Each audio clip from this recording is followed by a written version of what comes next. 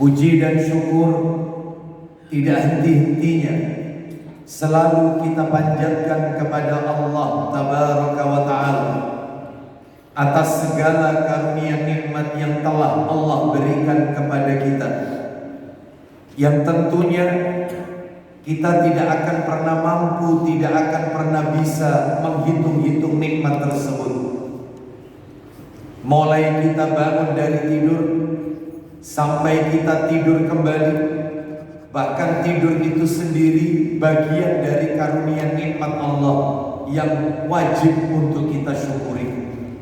Allah Subhanahu wa Ta'ala menegaskan dalam ayatnya, wa in ta'uddu nikmatallahi la tuhsuha.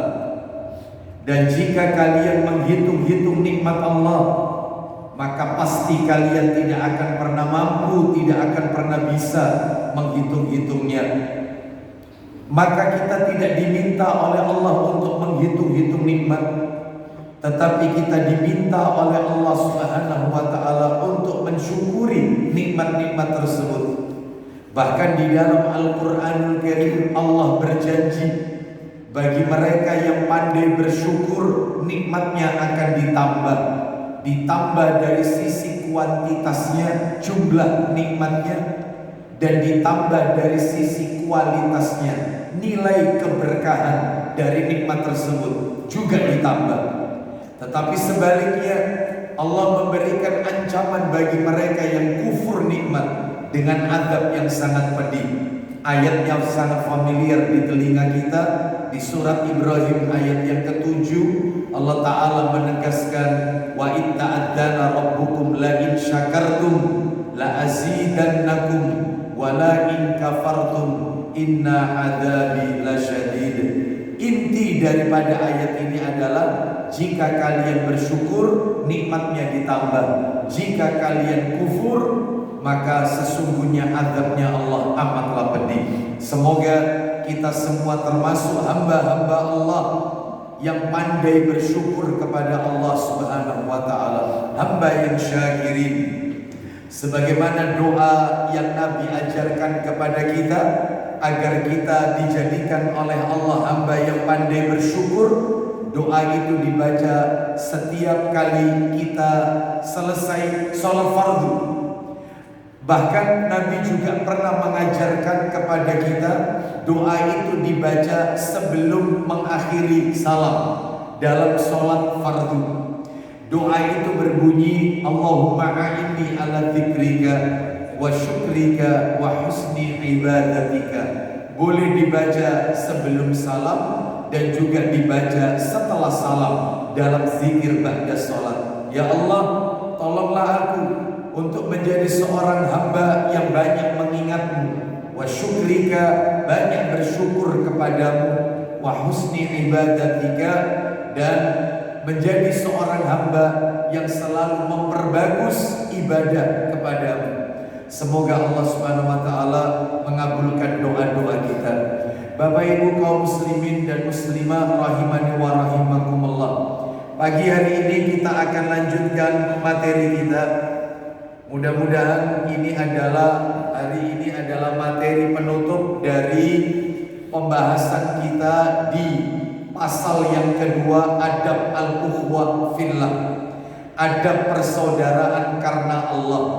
Kita masih membahas kitab ensiklopedi adab Islam menurut Al-Quran dan As-Sunnah, dan kita masih berada pada bab yang pertama, yaitu huruf alif.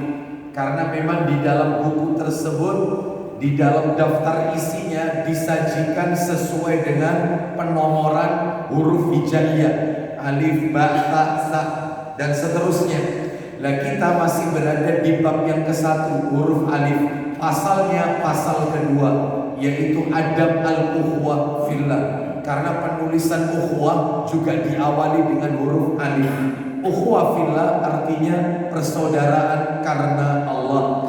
Dari sekian banyak yang sudah kami sampaikan di Masjid Al-Muhajirin, maka tiba saatnya setelah kita membahas beberapa poin adab seorang muslim kepada muslim yang lain, hari ini tiba waktunya kita masuk pada yaitu penjelasan tentang takyid. Takyid artinya batasan ukhuwah. Ternyata dalam menjalin ukhuwah fillah, persaudaraan karena Allah, ukhuwah Islamiyah, persaudaraan di dalam agama Islam, ternyata ada takyid, ada batasannya, Bapak Ibu sekalian.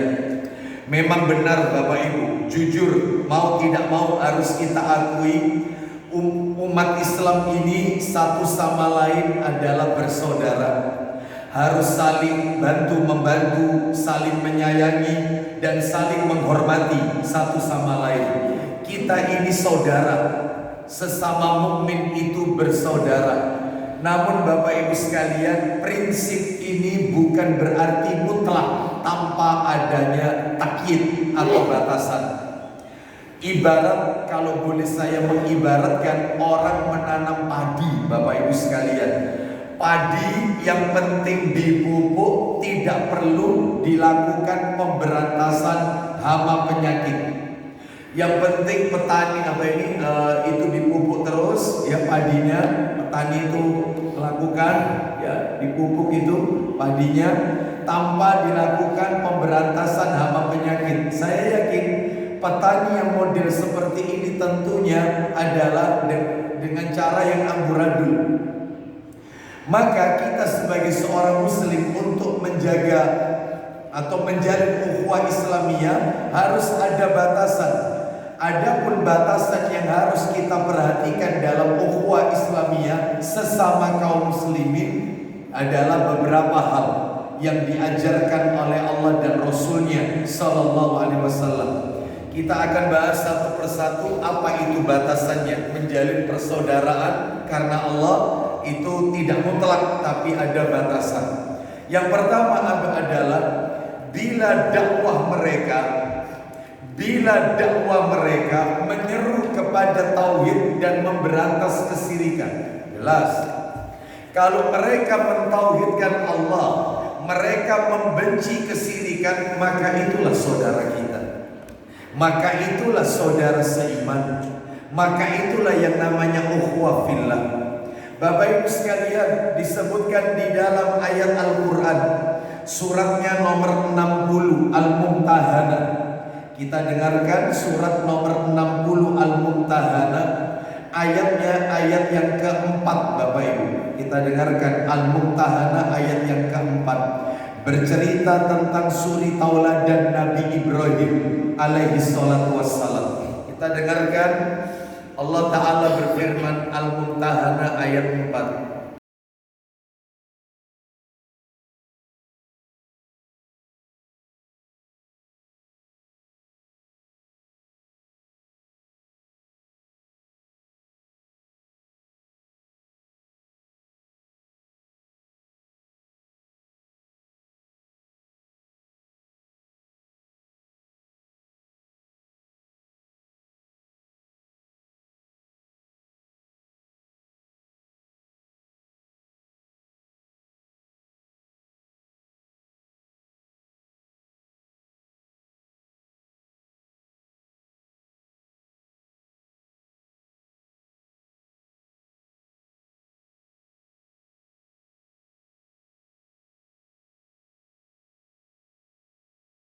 Ya, silakan. Sesungguhnya telah ada suri tauladan yang baik bagimu pada Ibrahim dan orang-orang yang bersama dengan dia. Nabi Ibrahim alaihi salatu wassalam memberikan suri tauladan yang baik, dan orang-orang yang bersama dengan Nabi Ibrahim alaihi salatu wassalam. Makanya Bapak Ibu sekalian, kalau kita pernah ditanya kenapa dalam bacaan sholawat ketika sholat mencantumkan nama Nabi Ibrahim, Allahumma sholli ala Muhammad wa ala ali Muhammad kama shollaita ala Ibrahim. Salah satu dari sekian banyak alasan kenapa Nabi Ibrahim disebut dalam bacaan sholawat kita, karena Nabi Ibrahim telah memberikan suri tauladan yang baik kepada kita, kepada Nabi Muhammad dan kepada umat Nabi Muhammad Sallallahu Alaihi Wasallam. Bahkan Nabi Muhammad Sallallahu Alaihi Wasallam pun di dalam Al-Quran disuruh mengikuti jejaknya Ibrahim alaihi salatu wassalam. Ya, Baik, salah satunya ini. Bagaimana itu yang harus kita teladani? Silakan. Ketika mereka berkata kepada kaum mereka, Apa itu? sesungguhnya kami berlepas diri dari kamu Dan dan dari apa yang kamu sembah selain Allah. kami berlepas diri dari kalian dan dari apa yang kalian sembah selain Allah. Lanjut. Kami ingkari kekafiranmu dan telah nyata antara kami dan kamu permusuhan dan kebencian buat selama-lamanya. Perhatikan kalimatnya, kami mengingkari kekafiranmu dan telah nyata antara kami dan kalian ada permusuhan dan kebencian buat selama-lamanya sampai kamu terus sampai Kamu beriman kepada Allah saja.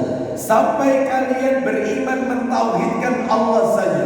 Terus Kecuali perkataan Ibrahim kepada bapaknya, ya, sesungguhnya aku akan memohonkan ampunan bagi kamu dan aku tiada dapat menolak sesuatu pun dari kamu atas siksaan Allah. terus Ibrahim berkata, ya Tuhan kami, hanya kepada Engkau-lah kami bertawakal dan hanya kepada Engkau-lah kami bertobat dan hanya kepada Engkau-lah kami kembali. nah, di dalam ayat ini jelas sekali Bapak Ibu sekalian, bila dakwah mereka itu menyeru kepada tauhid, memberantas kesyirikan, maka kita boleh menjalin ukhuwah Islamiyah.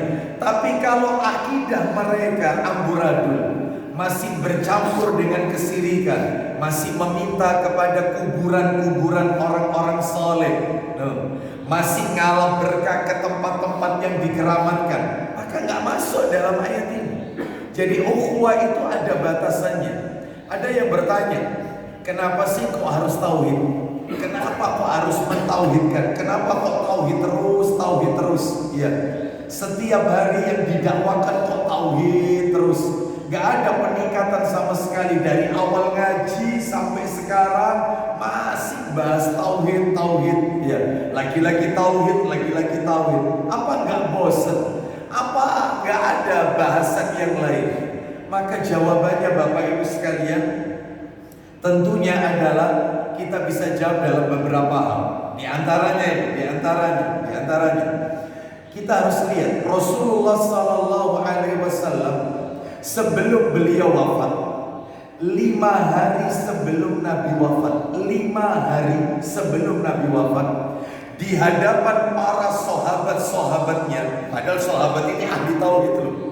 Mereka hidup bersama Nabi, imannya kuat, pondasinya kokoh, dididik oleh manusia terbaik di muka bumi ini. Mereka para sahabat ini hidup di zaman wahyu turun. Bayangkan, mereka diajarkan oleh guru terbaik di jagat alam raya ini, Nabi Muhammad SAW. Ketika Nabi mau wafat 5 hari sebelumnya, di depan para sahabat-sahabatnya, beliau berwasiat tentang tauhid. Apa memang yang Nabi ucapkan? Jadi disebutkan dalam riwayat Bukhari, Bapak Ibu, saya bacakan aja ya. Dari Aisyah dan Ibnu Abbas radhiyallahu anhuma, mereka berdua berkata bahwasannya ketika Rasulullah sallallahu alaihi wasallam, ini kata penuturan Aisyah, istri Nabi, dan Ibnu Abbas radhiyallahu anhuma, ketika kesehatan Nabi mulai menurun di saat akhir hidupnya, 5 hari menjelang wafat, maka Nabi bersabda, lihat kata-katanya Nabi, di depan panji-panji tauhid, di depan orang-orang yang semuanya mentauhidkan Allah, dididik oleh Rasul. Bayangkan apa kata Nabi, laknatullahi alal yahudi wan nasara ittakhadhu qubur anbiya'ihim masajid. Nabi bersabda, laknat Allah atas orang-orang Yahudi dan orang-orang Nasrani yang telah menjadikan kuburan para nabi mereka sebagai masjid, beribadah di kuburan. Yuhaddiru ma sana'u. Lalu Aisyah radhiyallahu anha berkata, beliau memperingatkan umatnya agar tidak melakukan seperti apa yang mereka lakukan. Jelas, gak boleh berdoa di kuburan, gak boleh baca Quran di kuburan, gak boleh meminta isti'anah, istihadah, istighfar beristighosah kepada mayit orang-orang soleh yang telah dikubur dan seterusnya, telah wafat. Maka ini semua perbuatan syirik. Lihat kata-kata Aisyah terakhir, beliau memperingatkan umatnya agar tidak melakukan seperti apa yang dilakukan oleh Yahudi dan Nasrani. Berarti tauhid ini penting Bapak Ibu. Mereka adalah orang-orang pemuka-pemuka tauhid yang ada di depan Nabi saat itu. Ya, pejuang-pejuang tauhid puluhan tahun bersama Nabi. Ternyata wasiat terakhir Nabi masih tentang tauhid. Oleh karena itu, mohon maaf ini saya memberikan nasihat untuk diri saya dan kepada para jamaah. Jangan bosan para jamaah belajar tauhid. Jangan bosan, karena saya dan Anda tidak lebih baik dan lebih mulia daripada para sahabat Nabi Sallallahu Alaihi Wasallam. Saya dan Anda tidak lebih hebat, tidak lebih baik, tidak lebih mulia dari para sahabat Nabi Sallallahu Alaihi Wasallam. Mereka yang sudah mentauhidkan Allah, wasiat terakhir tetap tauhid. Makanya ini penting tauhid. Makanya persaudaraan itu kalau mereka mentauhidkan Allah, dulur. Kalau mereka justru bergelimat dengan syirik, maka kita berlepas diri. Maaf Bapak Ibu. Bapak Ibu kalau kepingin tahu definisi Islam, kita beragama Islam. Kadang-kadang masih banyak di luar sana, bukan di sini, di luar sana yang tidak bisa mendefinisikan apa sih Islam itu. Islam itu apa? Selalu jawabannya Islam itu berserah diri Ustaz. Islam itu tunduk Ustaz. Islam itu selamat Ustaz. Baik, kita dengarkan definisi Islam yang dikatakan oleh para ulama. Nanti kena dengan materi yang kita sampaikan. Apa sih Islam itu? Islam adalah al-Islamu. Islam adalah al-istislamu lillahi bitauhid wal inqiyadu bitta'ah wal bara'atu minasyirki wa ahli. Jelas. Yang namanya Islam itu meliputi 3 hal definisinya. 1, al-istislamu lillahi bitauhid. Islam itu adalah berserah diri kepada Allah dengan mentauhidkan Allah. Itu 1. Terus wal inqiyadu lahu bitta'ah, tunduk dan patuh kepada Allah dengan ketaatan. Terakhir, wal bara'atu minasyirki wa ahli, dan berlepas diri dari perbuatan syirik dan pelaku syirik. Itu jelas. Itu definisi Islam. Bukan hanya syiriknya, sak orangnya kita tinggalkan, berlepas diri. Berarti persaudaraan itu tidak mutlak, ada batasnya. Kalau mereka mendakwahkan tauhid, berdoa hanya kepada Allah, meminta hanya kepada Allah, mencari berkah dengan apa yang telah Allah syariatkan saja, memohon hanya kepada Allah, menyembelih hanya ditujukan kepada Allah, tidak kepada yang lain, tidak kepada jin, penguasa alam, sedekah bumi, untuk penjaga gunung Merapi, tidak dia lakukan. Dulurku, kamu saudara saya. Tetapi kalau mereka masih bergelimat dengan kesyirikan, lihat definisi Islam, berlepas diri dari syirik dan orang yang melakukan syirik. Hati-hati. Jadi sekarang saya tunjukkan alasan yang lain. Kenapa kok harus tauhid? Tauhid batasannya, tauhid terus. Kenapa? Alasan kedua, kalau tadi kan wasiat Nabi 5 hari sebelum Nabi wafat. Sekarang alasan kedua, ternyata Bapak Ibu, para rasul yang merupakan para rasul ini jumlahnya banyak Bapak Ibu, jumlahnya banyak, ratusan. Ada yang mengatakan 300 lebih lah, ada yang mengatakan 315, ada yang mengatakan 314, 300 lebih lah kurang lebih.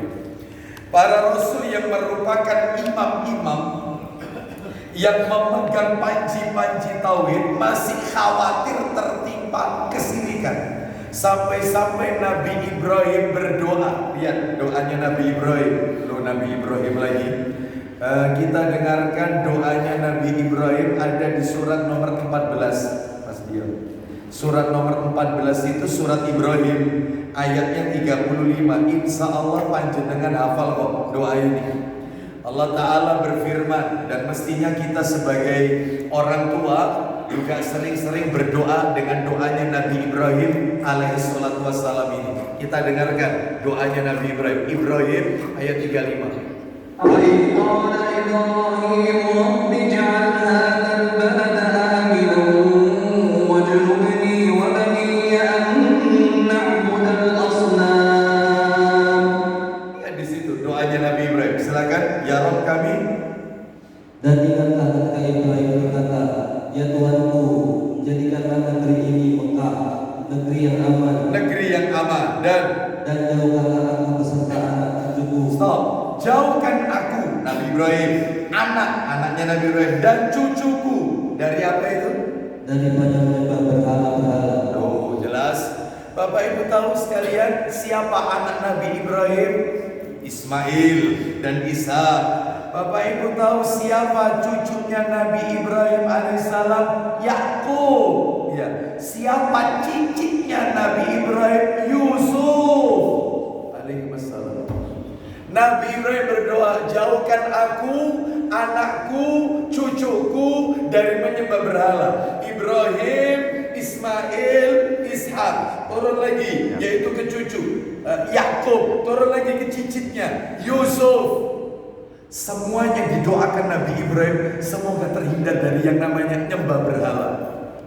Berarti ini menunjukkan manusia terbaik ya di muka bumi ini selain Nabi Muhammad SAW. Nabi Ibrahim alaihissalam juga khawatir anak cucunya tertimpa kesirikan ya.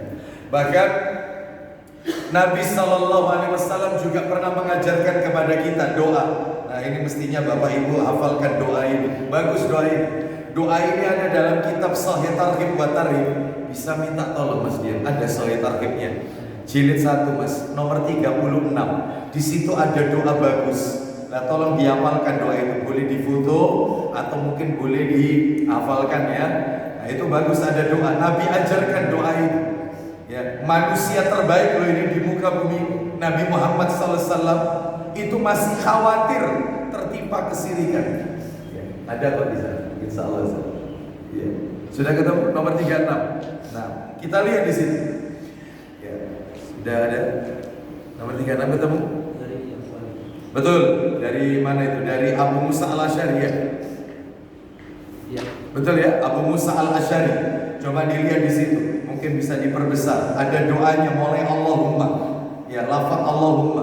Allahumma inna na'udzubika min an nusyrika bika syai'an na'lamu wa nastaghfiruka lima la na'lamu. Ada ketemu di situ. Coba dibaca. Ya Allah, sesungguhnya kami berlindung kepadamu dari menyekutukanmu syirik dengan sesuatu yang kami ketahui, dan kami wa nastaghfiruka lima la na'lamu, dan kami memohon ampun kepadamu dari menyekutukanmu dengan sesuatu yang tidak kami ketahui. Ada nggak di sini? Ada. Ya, hafalkan doa itu. Allahumma inna na'udzubika min an nusyrika bika syai'an na'lamu wa nastaghfiruka lima la na'lamu. Ya Allah, aku berlindung kepadamu dari dosa syirik yang kami ketahui, ya, kami berlindung, dan kami memohon ampun kepadamu dari syirik yang tidak kami ketahui. Kita nggak tahu ternyata itu syirik. Tanpa kita sadari, oh banyak, ya banyak. Jadi kalau kita ingin tahu cabang-cabangnya syirik itu banyak. Ada yang namanya cabang syirik itu tatoyur, sikap pesimistis. Orang Sunda bilang pamali, ya, merasa sial. Itu contoh kejatuhan cicak, katanya pertanda sial. Nah itu. Terus kemudian mata kiri cedutan terus, katanya dirasani orang, itu termasuk itu. Ya, termasuk pakai baju kebalik. Nah, ini agak bagus ini. Ya. Apa itu pakai baju kebalik? Katanya datang rezeki. Ya, tangan kiri gatel terus, katanya bukan kudikan memang Bapak Ibu sekalian. Ya, aneh ya dapat rezeki, cuma kudikan. Ya, Bapak Ibu kena penyakit kulit. Bapak Ibu sekalian banyak sekali. Gigi atas patah harus ditanam ke bawah. Kalau gigi bawah patah, ditanam, ditaruh di atas. Tuh, seperti itu, macam-macam. Ya, wanita hamil, jadi tatoyur dan khurafat itu banyak, itu cabang syirik. Wanita hamil nyimpan peniti, nyimpan gunting, tuh, supaya tidak diganggu syaitan. Wanita hamil tidak boleh lihat orang jelek. Kalau lihat orang jelek, maka dia harus pegang perutnya sambil mengucapkan amin amin. Kira-kira kalau dengar orangnya marah atau tidak? Ya marah lah. Karena nggak ada kaitannya seperti itu. Banyak sekali, banyak sekali. Tatoyur khurafat, ya. Tidak boleh beli rumah yang nomornya 13. Karena angka 13 angka sial. Makanya nggak ada perumahan nomor 13. Ya, ya mesti 12A. Nah, begitu. Ya, termasuk nomor 14. Ya, nggak ada di hotel itu lift lantai 14, lantai 4, lantai 14. Dihindari.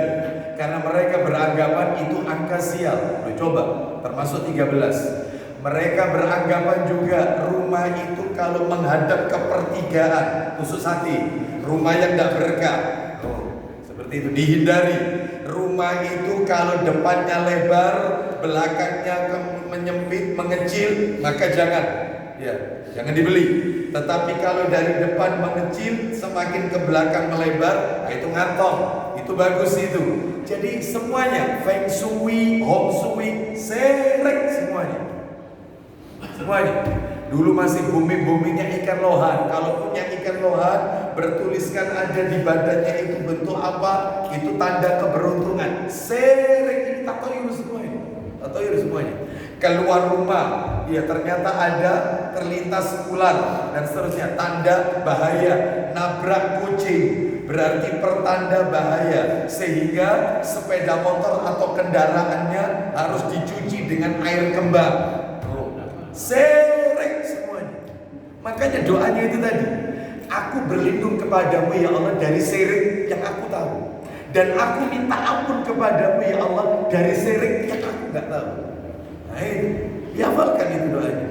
Ini Nabi loh yang mengajarkan, manusia paling mulia di jagat alam raya ini masih perhatian terhadap tauhid. Nah, jadi mengingatkan umatnya tentang bahaya syirik. Bapak Ibu sekalian rahimani wa rahimakumullah. Dan masih banyak lagi bukti-bukti yang lain. Contoh lagi, contoh. Alasan yang lain. Kenapa kok harus tauhid?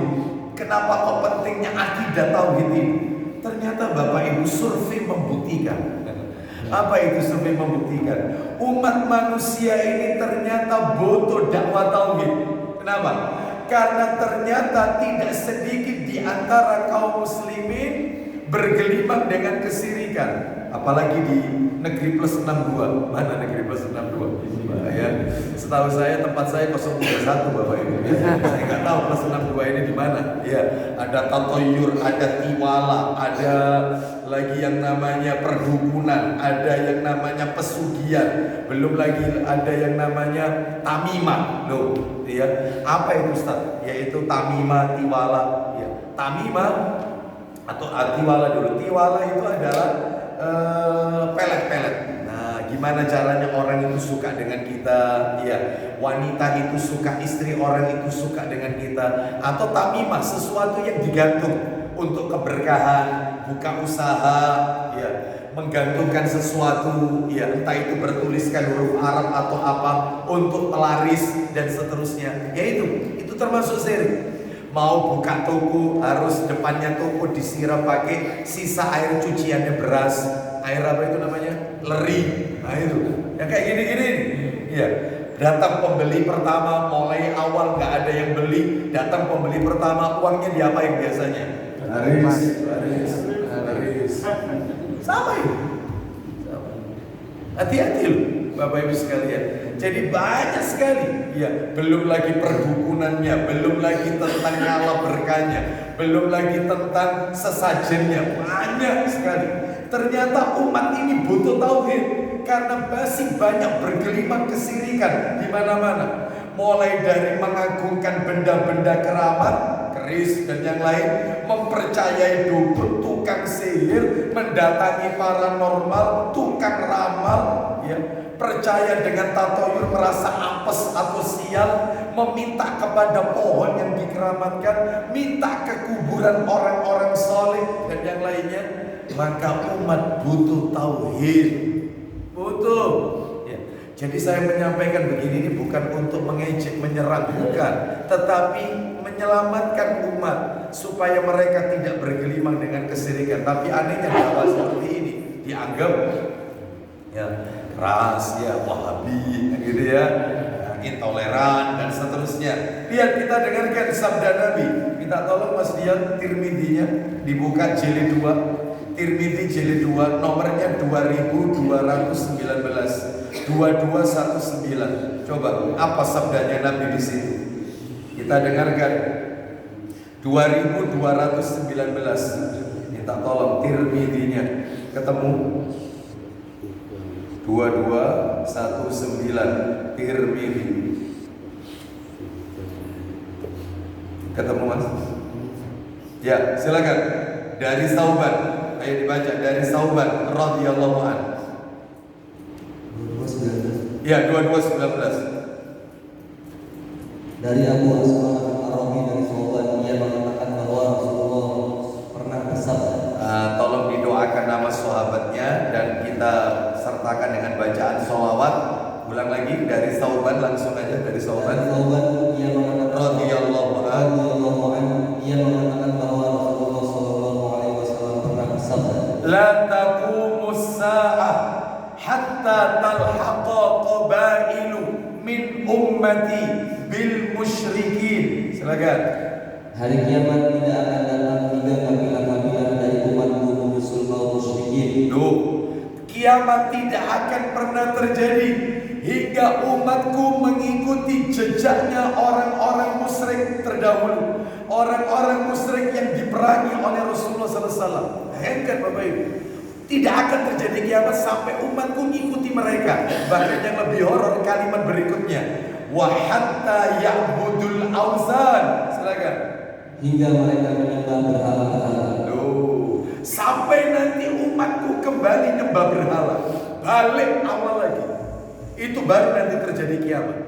Nah ternyata sekarang berita Nabi ini terbukti. Banyak di antara umat Nabi SAW yang mereka meminta tidak kepada Allah, tetapi melalui perantara orang-orang soleh yang telah mati. Justru bukankah mereka dulu di zaman Nabi, Bapak Ibu akan kaget kalau dengar ayatnya. Ketika mereka ditanya, kenapa kalian kok menyembah berhala? Kenapa kalian kok menyembah patung? Bapak Ibu tahu jawabannya mereka. Kaget Anda kalau dengar jawabannya. Sambil disiapkan Mas Dion ya. Surat 39 ayat 3. Sambil disiapkan. Az-Zumar ayat 3. Apa jawaban mereka? Ma na'buduhum illa liyuqarribuna ilallahi zulfa. Kami tidak menyembah berhala. Berhala itu tak jadikan media perantara supaya doa saya disampaikan kepada Allah. Saya tahu Allah itu pencipta, Allah pemberi rezeki, Allah pemilik alam raya. Cuman berhala ini tak jadikan perantara. Sama kalau begitu dengan di negeri kita. Mereka menjadikan Syekh Abdul Qadir Jailani, Nabi Khidir, para wali, orang-orang soleh sebagai perantara agar doanya disampaikan kepada Allah. Sama persis. Berarti berita Nabi tadi sama terjadi. Tidak akan pernah terjadi hari kiamat sampai umatku ikuti jejaknya orang musyrik terdahulu. Terjadi. Kalau dulu di zaman Nabi mereka ngalah berkah, yaitu dengan pohon namanya Zatu Anwar. Jadi orang-orang kafir punya pohon namanya Zatu Anwar. Mereka itu kalau mau perang, senjata mereka itu digantungkan di pohon itu. Lalu mereka semedi, itikaf lah bahasa kita. Bahasa mereka semedi, supaya peperangannya menang. Nah kita tidak. Kalau dulu kan pohon Zatu Anwar, sekarang tidak banyak ngalah berkah. Ya, sampai kotoran hewan aja dijadikan tempat ngalah berkah. Kiai selamat kan? Dan ini bukan rahasia lagi, ini berita konsumsi umum ini. Setiap tahun di negeri kita, di layar kaca kita pasti ditunjukkan acara itu. Satu Suro, satu Muharram, kebo apa albino ya, kebo yang dikiaikan. ya apa ini Kiai Selamat itu kan. Nah itu kan diarak sampai masuk ke dalam keraton. Kotorannya itu diperebutkan karena menganggap barokah. Bayangkan Fir'aun saja yang rajanya kafir, Fir'aun. Kurang apa kafirnya Fir'aun? Nantang Allah, bayangkan.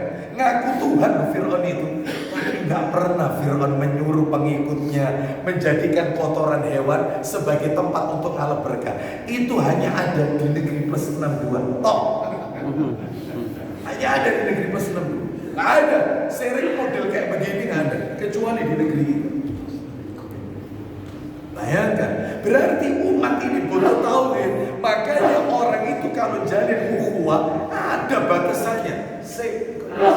Kamu mentauhidkan Allah, iya. Tidak melakukan syirik, ya saudara. Ya ini pentingnya tauhid. Sebab definisi Islam itu adalah meninggalkan, menjauhi perbuatan syirik dan pelaku syirik. Itu Islam definisinya. Ya. Oleh karena itu ini menunjukkan pentingnya masalah ini. Ya. Terus Mas Dian di situ disebutkan apa? Di situ dan akan muncul apa? Sesungguhnya pada umatku ini akan muncul 30 pendusta. Ulang lagi, sesungguhnya pada umatku ini akan muncul 30 pendusta. Sesungguhnya pada umat ini akan muncul 30 pendusta. Ya, yang semuanya mengaku bahwa dirinya adalah nabi. Nah, semuanya mengaku dirinya adalah seorang nabi. Jadi Nabi sudah mengabarkan kepada kita akan muncul nanti nabi-nabi palsu. Ya di akhir zaman nabi-nabi palsu. Jumlahnya 30. Kalau sudah 30 itu muncul berarti kiamat Bapak Ibu sekalian. Nah, terus kemudian padahal aku adalah penutup para nabi, tidak ada nabi setelahku. Padahal aku adalah nabi penutup, tidak ada nabi lagi setelahku. Loh, sekarang itu sudah muncul berapa Ustaz? Kan Nabi bilang 30. Yang sudah muncul Bapak Ibu sekalian ada beberapa ini. Yang pertama yang sudah muncul saat Nabi masih hidup, dia ngaku sebagai nabi. Namanya Musailamah Al-Kadzab. Ya. Dan ini diperangi di zaman Abu Bakar dan dibunuh Bapak Ibu. Dibunuh Musailamah Al-Kadzab. Yang kedua ada orang yang mengaku nabi. Jadi bukan hanya sekedar klaim ya. Dia mengaku nabi dan dia punya pengikut. Nah, seperti itu. Dia punya pengikut. Yang kedua Al-Aswad Al-Anasi dari Yaman. Ya. Ini dibunuh sebelum Nabi wafat. Dibunuh sebelum Nabi wafat. Berarti kalau gitu Ustaz, orang ngaku nabi itu hukumannya harus dibunuh. Iya. Harus dibunuh. Hukuman dalam Islam harus dibunuh. Yang ketiga, Saja atau Suja, perempuan ini. Namanya Suja atau Saja binti Al-Haris. Lah ini wanita ini dinikahi oleh Musailamah Al-Kadzab. Jadi suami istri ngaku suami istri ngaku nabi. Ya. Dan dia yaitu ketika Musailamah Al-Kadzab suaminya itu dibunuh pada saat perang Yamamah di zaman Abu Bakar radhiyallahu jadi khalifah, maka istrinya ini Suja binti Al-Haris memeluk Islam, masuk Islam lagi. Ya, tapi dia sempat mengaku nabi. Yang nomor 4 yang sudah daftar ngaku nabi adalah Tulaiha bin Khuwailid Al-Asadi. Nah ini nama orang Tulaiha bin Khuwailid. Yang kelima Al-Mukhtar bin Abi Ubaid As-Saqafi. Nah ini Al-Mukhtar bin Abi Ubaid. Yang keenam Al-Haris bin Sa'id Al-Kadzab. Yang keenam baru dari India nyumbang. Itu tadi nomor 6. Yang ketujuh yaitu dari India Mirza Ghulam Ahmad Al-Qadiani, tinggal di India. Selain dia mengaku sebagai Imam Mahdi Al-Mahdi yang ditunggu-tunggu, dia juga berkeyakinan bahwa Nabi Isa tidak hidup di langit. Nah, ini bertentangan dengan firman Allah ini ya, dari surat Ali Imran ayat 55, An-Nisa ayat 157 dan seterusnya. Dan dia juga mengaku sebagai Khatamun Nabi, Nabi penutup. Nah itu Mirza Ghulam Ahmad, alirannya Ahmadiyah. Nah itu. Terus lagi di Indonesia muncul nyumbang, namanya adalah mantan pemain bulu tangkis Ahmad Musaddiq. Ya, mengaku dapat wahyu di bundaran HI. Ya, mana HI? Hotel Indonesia. bisa? Ya, kok bisa malaikat Jibril turun di situ? Ya, Bapak Ibu. Bahkan ada info bahwasanya ada beberapa setelah Ahmad Musaddiq yang ditangkap oleh pemerintah kita, rata-rata Bapak Ibu, rata-rata dari Jawa Barat semuanya. Rata-rata Jawa Barat. Seperti itu. Banyak selain Ahmad Musaddiq. Jadi kalau mau ditotal kurang lebih sudah antara 12 atau 13. Nabi tadi bilang 30. Kalau sudah keluar itu 30, maka sudah kiamat sudah terjadi. Ini menunjukkan berita gaib yang wajib kita imani. Baik Bapak Ibu sekalian, intinya adalah kita menjalin ukhuwah itu ada batasannya. Batasan yang pertama, selama mereka mendakwahkan tauhid dan menyerukan tentang yaitu dampak buruk kesyirikan, memberantas kesyirikan. Itu satu. Yang nomor dua, mereka itu saudara kita menjalin ukhuwah Islamiyah. Yang kedua adalah bila mereka menghidupkan sunnah Rasul Sallallahu Alaihi Wasallam dan mereka membenci yang namanya kebid'ahan. Oh itu ya, ini yang berat ya. Bila mereka menghidupkan sunnah Rasul dan memberantas kebid'ahan. Nabi Sallallahu Alaihi Wasallam bersabda, minta tolong Mas dibuka Sahih Muslimnya nomor 118, Sahih Muslim 118 dari Abu Hurairah radhiyallahu anhu, dia berkata, Nabi Sallallahu Alaihi Wasallam bersabda, 118 ada? Sudah ketemu? Ya, bisa ditampilkan. Nabi bersabda, bada'al Islamu ghariban wa sayaudu kama bada'a ghariban fatuba lil ghuraba. Silakan terjemahnya. Dari Abu Hurairah radhiyallahu anhu, katanya Rasulullah sallallahu alaihi wasallam bersabda, Islam pada mulanya asing. Islam itu datang awalnya dianggap aneh, asing, terus dan akan kembali asing seperti semula. Dan Islam ini akan kembali menjadi asing lagi seperti awal. Lanjut. Maka berbahagialah kiranya yang terasing. Maka beruntunglah orang-orang yang terasing. Ya. Mungkin Bapak Ibu bertanya, memangnya siapa orang asing yang dimaksud dalam ayat ini? Kok Nabi mengatakan berbahagialah orang-orang yang diasingkan? Kata Nabi dalam riwayat Tirmidzi, yang dimaksud dalam hadis ini adalah alladzina yuslihuna ma afsadan nas min ba'di min sunnati, yaitu orang-orang yang memperbaiki sunnahku sesudah dirusak oleh manusia. Jadi orang yang asing yang Nabi mengatakan fatuba lil ghuraba, berbahagialah kiranya orang-orang yang terasing. Siapa orang ini?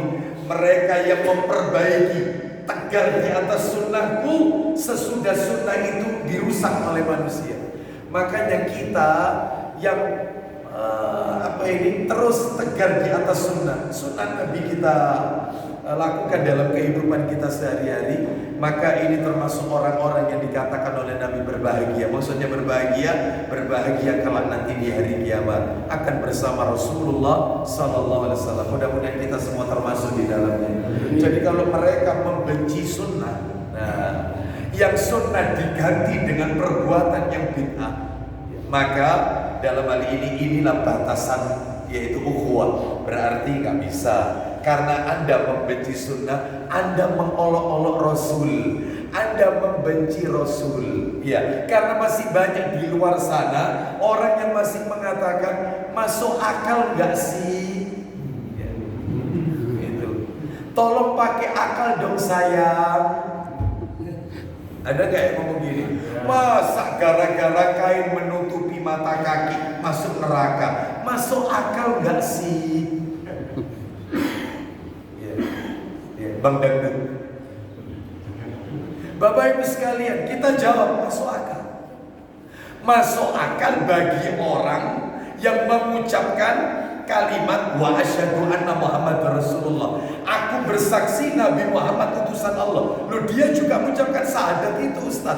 Masalahnya ucapan itu ada konsekuensinya. Apa konsekuensinya? Tasdiqu fima akhbaro. Membenarkan semua berita Nabi, tidak mencibir, tidak diolok-olok. Sedangkan dia mengolok-olok. Memang Nabi pernah mengatakan itu, ma asfala minal ka'baini, ya. Kain apa saja yang menutupi mata kaki, entah itu sarung, celana, gamis, fafinar, maka tempatnya neraka. Bukhari loh itu hadisnya, Sahih Bukhari. Maka kalau dia mengucapkan syahadat wa asyhadu anna Muhammadar Rasulullah, mestinya dia tidak perlu ngomong. Masuk akal gak sih? Itu masuk akal bagi mereka yang baca syahadat. Itu karena konsekuensi syahadat membenarkan ucapan Nabi, tidak menolak ucapan Nabi. Yaitu bedanya. Makanya ukhuwah itu tidak bisa cari persamaan, jangan cari perbedaan. Iku yo dulur podo-podo baca syahadatnya. Oh, nggak bisa. Ada batasannya. Selama mereka mentauhidkan Allah, mereka mencintai sunnah, membenci yang namanya bid'ah, saudara kita. Iya, sebab masih banyak yel-yel di luar cari persamaan, jangan suka membid'ah-bid'ahkan. Bukankah mereka juga baca syahadat? Jangan cari perbedaan, dan seterusnya. Maka Bapak Ibu sekalian, tentunya ini tidak mengikuti petunjuk Rasul Sallallahu Alaihi Wasallam. Ya, baik, sekarang yang terakhir, batasan yang ketiga ini Bapak Ibu, takkid yang ketiga ini batasannya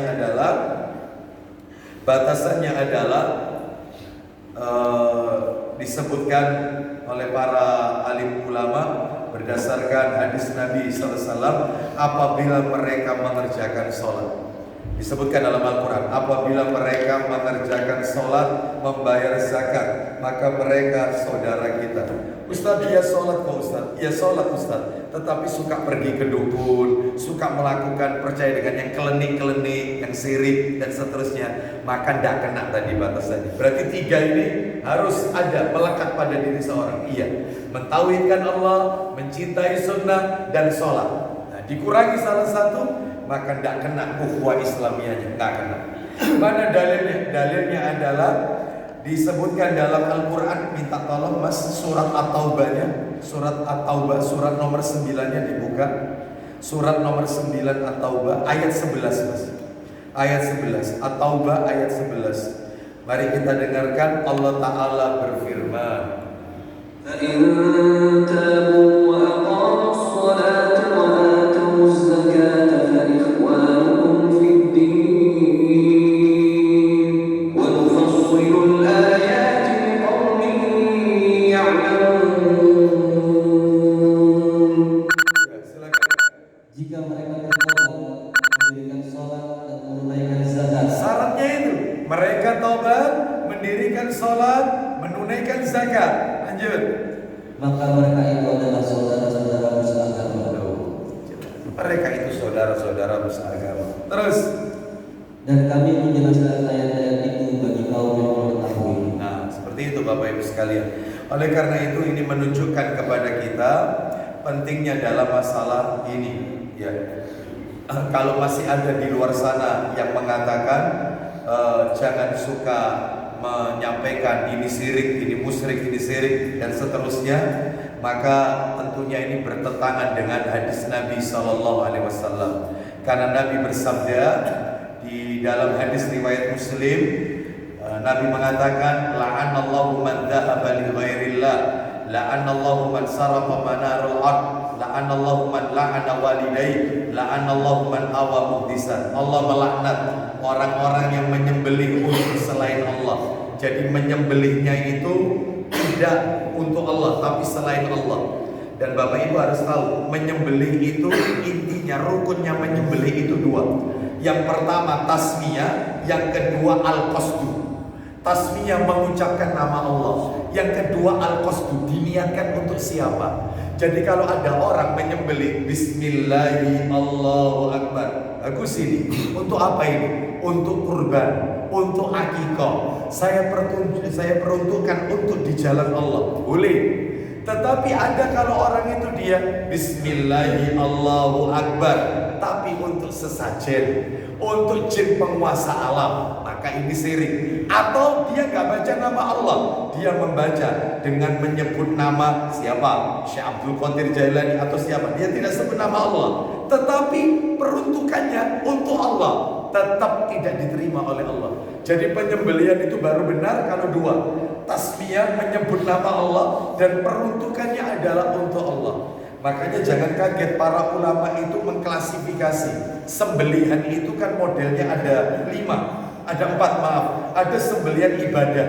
Sembelihan ibadah itu menyembelih dalam rangka mendekatkan diri dan mengagungkan Allah. Seperti apa? Kurban, nanti sebentar lagi ya, akikah, itu sembelihan ibadah. Ada sembelihan syirik, seseorang yang menyembelih dalam rangka mendekatkan diri kepada selain Allah dalam bentuk ibadah. Contohnya modelnya banyak ini, seperti membangun jembatan ya, agar pembangunannya berjalan lancar, disembelihkan kerbau dan seterusnya, termasuk menyembelih yang ditujukan kepada penghuni kubur, berhala, pohon yang dikeramatkan ya, dibuang ke kawah atau ratu pantai selatan ya, seperti itu. Maka ini semuanya syirik, ini namanya sembelihan syirik. Ada lagi sembelihan bid'ah, menyembelih tidak ada dasar syariatnya. Misalnya menyembelih hewan untuk perayaan-perayaan yang Nabi tidak ajarkan perayaan tersebut. Ritual itu Nabi tidak ajarkan, sembelihan bid'ah. Ada lagi sembelihan mubah, sembelihan yang tujuannya untuk halal mubah, seperti menyembelih untuk dimakan dagingnya, untuk dijual dagingnya, yang seperti ini hukumnya boleh, mubah. Jadi yang tidak boleh tadi cuma dua, sembelihan syirik dan sembelihan bid'ah. Misalnya ini Ustaz, saya dikasih acara makanan dari acara-acara yang Nabi tidak ajarkan, sembelihan bid'ah yang tadi Ustaz sebut, boleh diterima atau tidak? Maka jawabannya para alim ulama, hukum makanan itu semuanya halal kecuali ada dalil yang melarangnya. Selama yang diberikan itu daging yang halal, maka boleh. Cuman kalau muncul di masyarakat ini fitnah yang menebar di masyarakat, diundang Kak gelem teko tapi gelem nerimo perkataan kan gitu ya. Kalau itu muncul, maka sebaiknya jangan diterima. Sampaikan saja dengan cara yang halus bahwasanya alhamdulillah Allah masih memberikan kami rezeki, mungkin ditujukan kepada yang lain saja yang lebih membutuhkan. Nah, sampaikan seperti itu. Kalau muncul fitnah, kalau tidak, nggak apa-apa, diterima, boleh. Kecuali acara-acara yang sembelihan syirik. Makanya kalau kita lihat acara kasodo, ya membuang ayam di kawah, gitu ya, Gunung Bromo dan seterusnya, itu ada yang menerima anak-anak itu, termasuk yaitu dibuang di laut. Mereka siap menerima buah-buahan, makanan dibuang di laut. Mereka mau mengambil, nah ini sesajen, nah boleh, karena diperuntukkan untuk jin awalnya. Dan kita tidak boleh mengambilnya, haram yang seperti ini. Wallahu a'lam bishawab. Demikian yang bisa kami sampaikan. Semoga menjadi tambahan ilmu yang bermanfaat. Mudah-mudahan Allah jauhkan segala bentuk fitnah syahwat dan fitnah syubhat. Semoga Allah wafatkan kita dalam keadaan mentauhidkan Allah dan wafat dalam keadaan husnul khatimah. Ada yang bertanya?